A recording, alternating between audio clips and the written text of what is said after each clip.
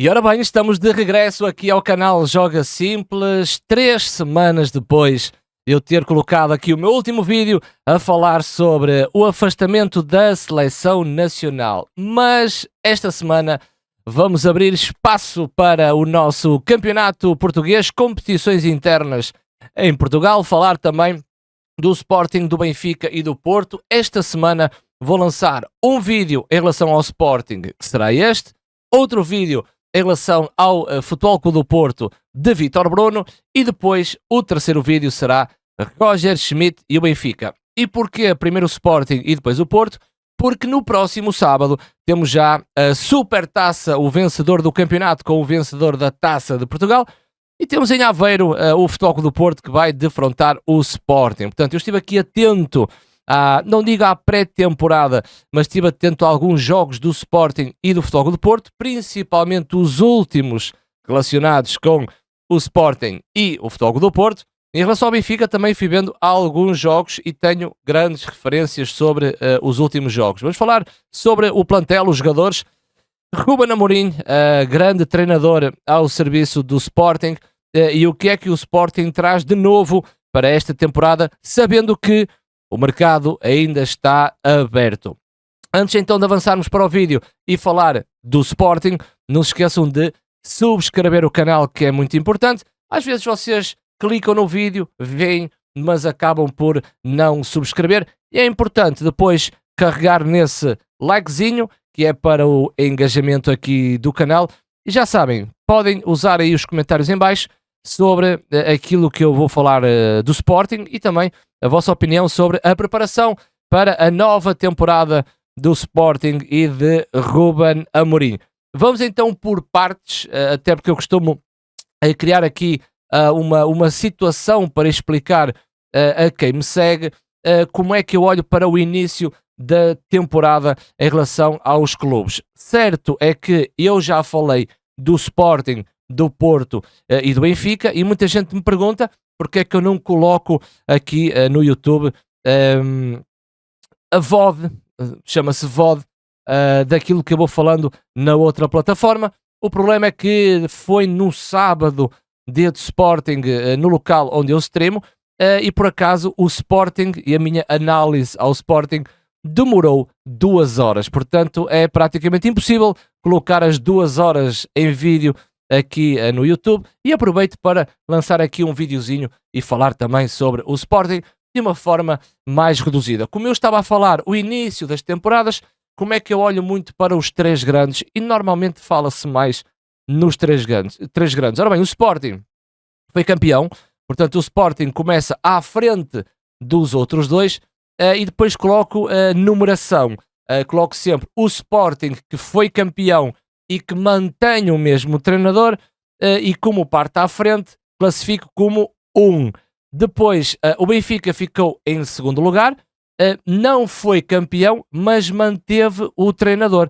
Ou seja, vai começar do zero uma nova temporada, mas mantém o seu treinador, portanto é 1-0. Portanto, Sporting 1, Benfica 0. E o Futebol Clube do Porto, que não foi campeão e que mudou de treinador, começa no -1, muda tudo, até mudou a presidência do Futebol Clube do Porto. Portanto, Sporting 1, Benfica 0, e Futebol Clube do Porto parte atrás com o -1. É uma simples brincadeira para dar o início deste a nossa temporada aqui em Portugal. Em relação ao Sporting, Sporting que é o atual campeão em Portugal, Sporting que mantém no cargo Ruben Amorim, e o Sporting mantém algumas pedras muito importantes para o seu plantel, jogadores que têm um registro incrível em relação a ano passado. E à cabeça Yulman e também Gyökeres, e depois conta com jogadores como o Gonçalo Inácio ou o próprio Pedro Gonçalves, entre outros. Portanto, todo o jogador tem a sua importância no plantel do Sporting, e cada um com o seu papel. Portanto, o Sporting mantém, mas por outro lado, o Sporting acaba por perder alguns jogadores que eu acho que no campo do balneário, no campo da comunicação e no campo da gestão, o Sporting acaba por perder Paulinho. Portanto, Paulinho, o avançado, acaba de se transferir para o México, para o Toluca, e acho que ainda rendeu ao Sporting perto de 8 milhões, se não estou em erro. Depois, Coates, Adam e Neto, ou seja, Coates, Adam, Neto e Paulinho. É lógico que pela idade existe alguma preocupação sobre aquilo que é a gestão para Ruben Amorim, mas eu acredito que não seja um grande problema para a equipa do Sporting, até porque os resultados irão ditar depois o sucesso e o trabalho efetuado por Ruben Amorim. É normal que em Portugal é do 8 ao 80, se o Sporting a bola não entra, acaba por depois arranjarmos qualquer coisinha para destratar a equipa e também falar sobre o treinador e sobre os jogadores, e depois vão-se levantar fantasmas sobre, por exemplo, Coates naquilo que é a sua saída do Sporting, mas eu não vejo dessa forma. Eu creio que estas saídas poderão ter um peso naquilo que é o balneário, e quando eu falo em balneário não é praticamente o espaço físico, estou a falar em todas as situações, como os estágios, a relação do hotel, a relação na academia, a relação no refeitório, as brincadeiras. Portanto, é um conjunto de situações que o Sporting acaba por perder aqui alguns jogadores que eu acho que são importantes nesse capítulo, mas acredito que Ruben Amorim vai reunir as tropas e alguns jogadores que não são tão velhos tenham essa capacidade de liderança de transformar num bom grupo. Também destaco aqui a despedida de Coates, um momento bonito em Alvalade, em que Coates depois passa a braçadeira de capitão a Morten Hjulmand. Portanto, nesse capítulo, quem é que entrou no Sporting? Falei em algumas saídas que eu creio que são importantes.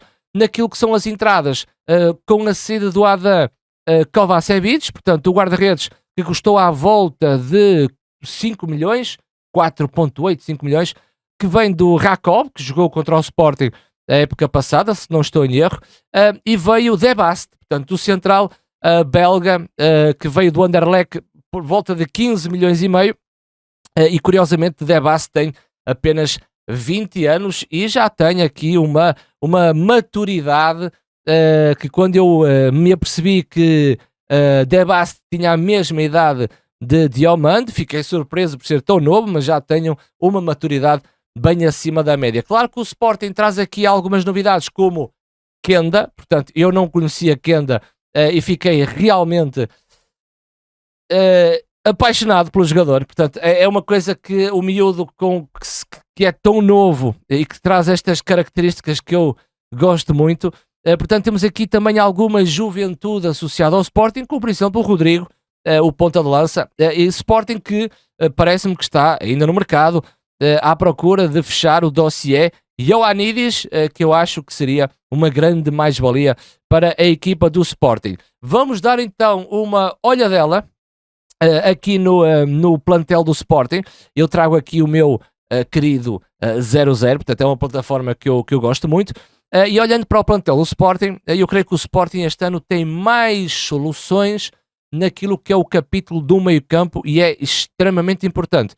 Claro que jogadores híbridos, Ruben Amorim gosta muito, que é um jogador que pode fazer como ala, mas é um jogador que pode fazer extremo, ou um jogador como o Pedro Gonçalves, que pode jogar um pouco mais à esquerda e também pode jogar no meio-campo.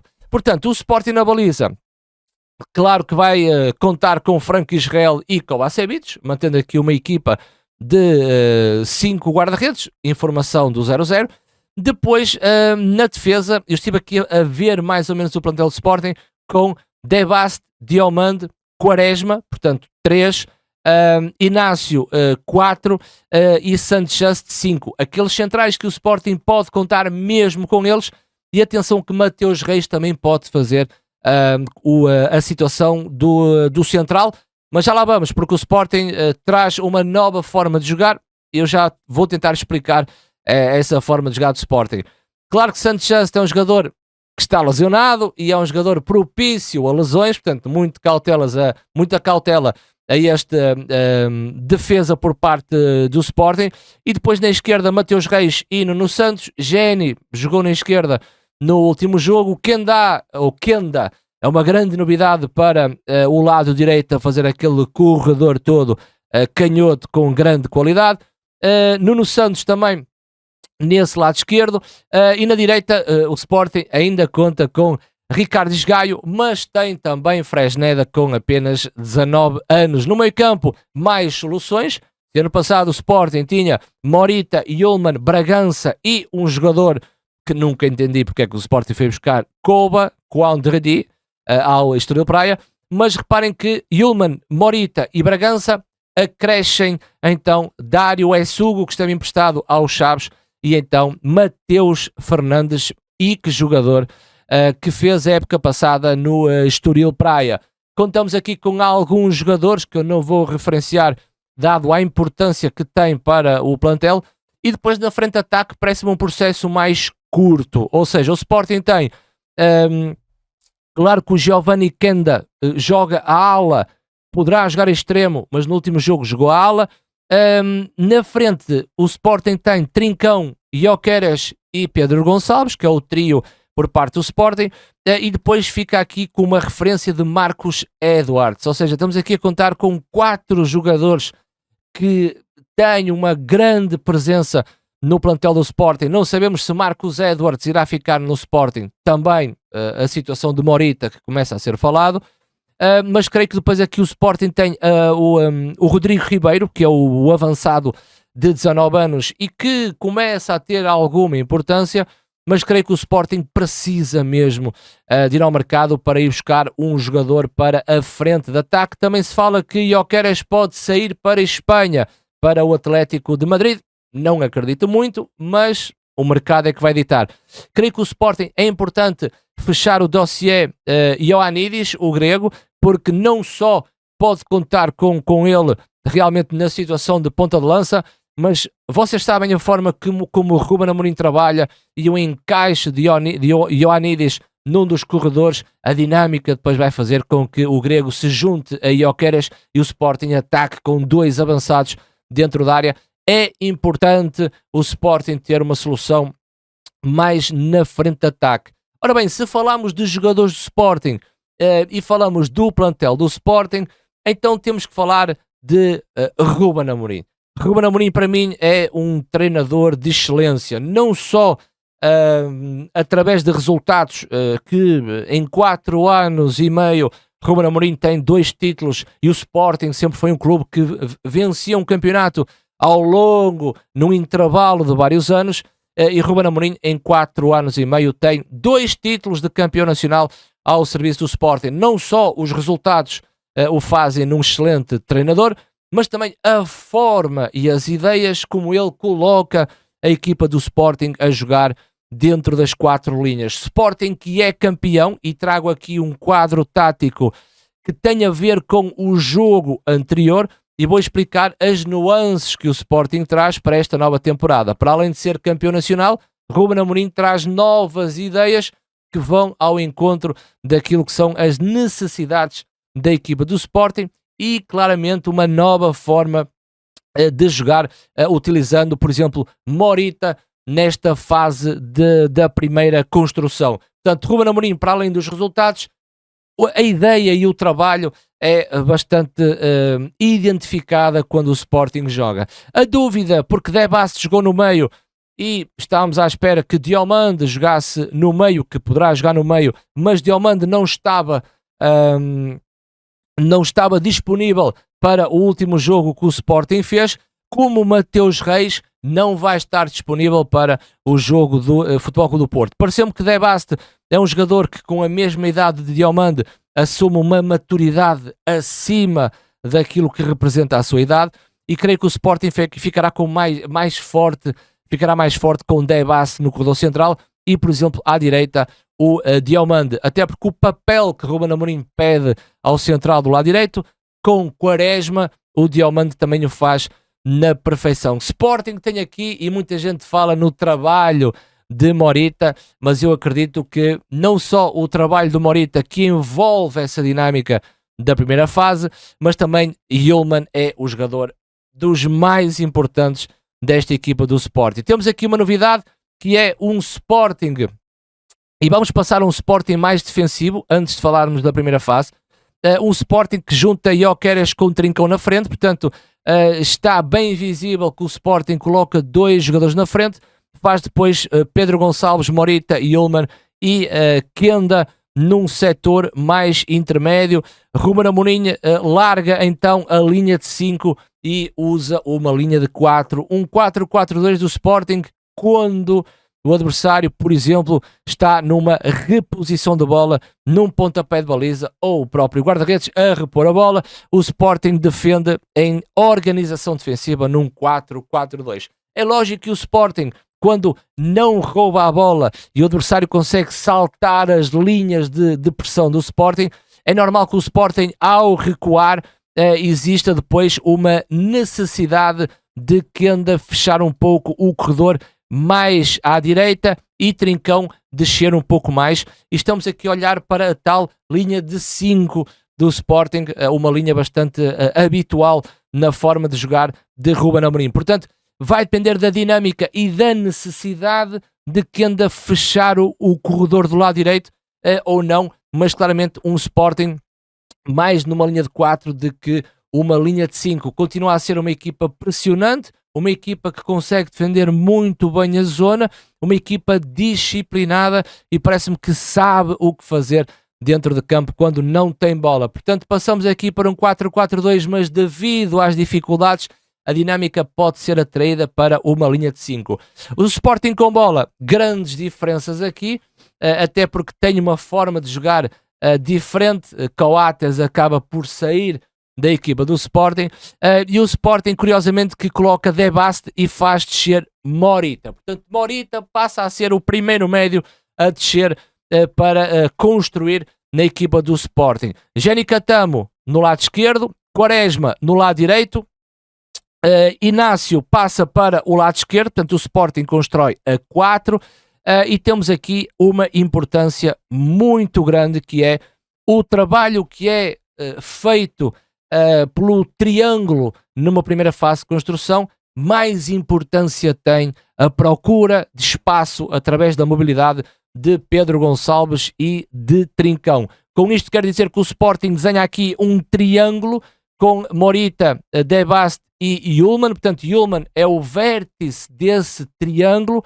e reparem no desenho tático, o Yulman é o vértice do triângulo com Pedro Gonçalves e Francisco Trincão. Isto é muito importante, que o Sporting, a ter linhas de passe na linha intermédia com Yulman, e que me pareceu às vezes sozinho nesse espaço, é importante que Pedro Gonçalves e Trincão consigam absorver essa base do triângulo para oferecer linhas de passe. Portanto, temos aqui uma dinâmica nova com Morita a descer. É lógico que no decorrer daquilo que é a bola e a zona de ação da bola, é normal que depois o Inácio, quando desce para receber bola, Morita acaba por sair e o Sporting depois equilibra-se com os 3 defesas, De Bast, Inácio e Quaresma, e pronto, pode ser a 2 com Morita a sair da zona e o Sporting com 2 nos corredores laterais, dinâmicas diferentes, até porque Kenda